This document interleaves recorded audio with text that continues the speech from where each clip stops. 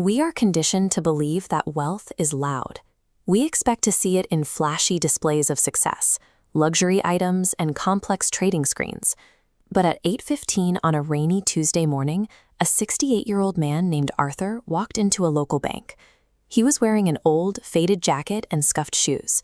He approached the counter carrying a small paper bag and quietly asked the teller to check the balance of his investment account. The employee entered his information, checked the screen, and froze. She assumed there was a mistake. The monitor showed a figure that defied everything about the man standing in front of it, exactly $7,184,632. Arthur didn't have a massive inheritance. He didn't invent a trading algorithm and wasn't born into high society. He was an ordinary, working-class retiree. Society's image of wealth is often a fabrication. Looking rich and actually being wealthy are two entirely different things. The first major myth about money is that you need a massive salary to ever become rich. Arthur grew up in a small home where money was tight. His father worked in a factory, and his mother cleaned houses. When Arthur got his first job at 19, his paycheck was so small it barely covered his basic expenses. His entire financial system existed inside a single notebook. He tracked every cent, and every payday he took exactly $20 and put it aside. His friends laughed at him.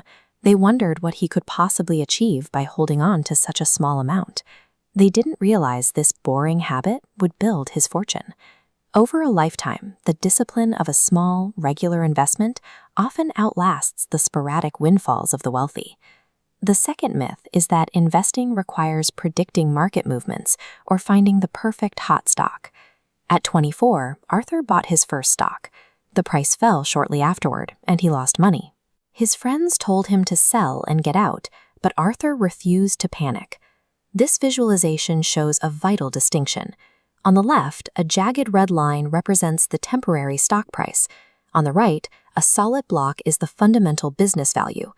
When a crash hit, others panicked. Arthur calmly kept buying, regardless of how far the red line dropped. He knew he couldn't predict the exact bottom of the market. Instead, he focused entirely on what he could control: his savings rate, his time horizon, and his own behavior. A portfolio reflects the investor's emotional discipline far more than their ability to predict the future. There is also an assumption that reaching the multi-million-dollar level requires complex, exclusive financial products. At 55, Arthur was approached by a salesman pushing a complicated product that promised massive returns. Arthur walked away, guided by a strict rule: if you don't understand how you can lose money, you don't understand the investment.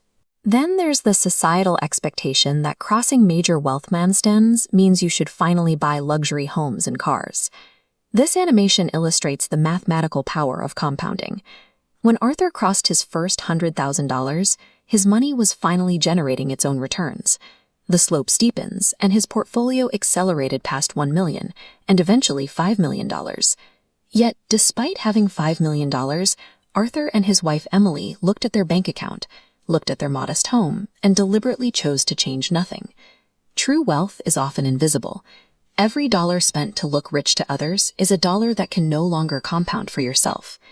Back in the present-day bank, the stunned teller looked away from the monitor and asked Arthur how he managed to make so much money. Arthur just smiled. He told her he didn't make the money. Time did. She asked if he was going to withdraw any of it, and he declined. Hitting a specific dollar amount was never his actual objective. Accumulating money served a single specific goal: the purchase of absolute personal freedom. If you are starting your investment journey with only $50 or $100, the process can feel discouraging. Do not fall into the trap of comparing your day one to someone else's 30-year journey of compound growth.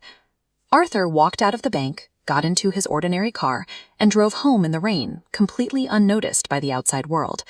The most powerful financial decisions are boring, invisible, and quiet, and the person who looks like they have the least often actually has the most.